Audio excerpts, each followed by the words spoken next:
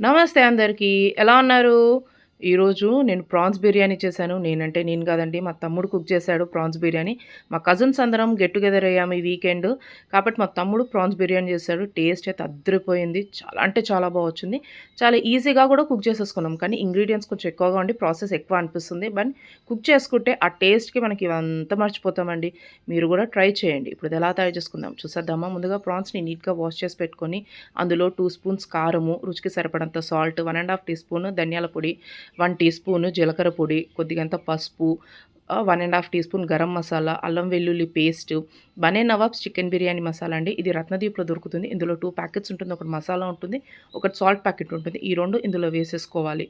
ఒక నిమ్మకాయ రసము, పెరుగు, కొత్తిమీర, పుదీనా, పచ్చిమిరపకాయల పేస్ట్ ఇవన్నీ వేసుకొని బాగా కలుపుకోవాలండి. ఒక 15-20 మినిట్స్ ఈ మసాలా అనేది కలుపుకోవాలి. ఈ మసాలా ఎంత బాగా కలుపుకుంటామో టేస్ట్ అంత వస్తుంది. ముక్కకి మసాలా అంతా బాగా పడుతుంది.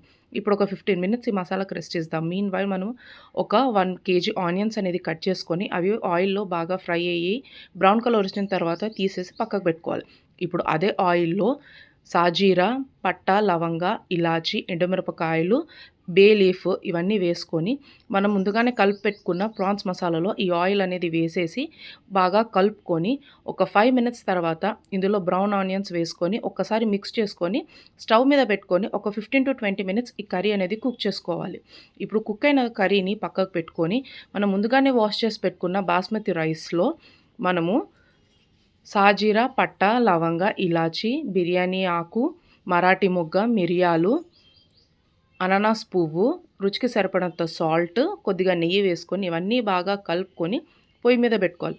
రైస్‌లో ఒక బాయిల్ వచ్చిన తర్వాత ఇందులోనే మనము కొత్తిమీర, పుదీనా, పచ్చిమిరపకాయలు కూడా వేసుకొని రైస్ ఒక 80% కుక్ అయిన తర్వాత స్ట్రెయిన్ చేసి పక్కకు పెట్టేసుకోవాలి.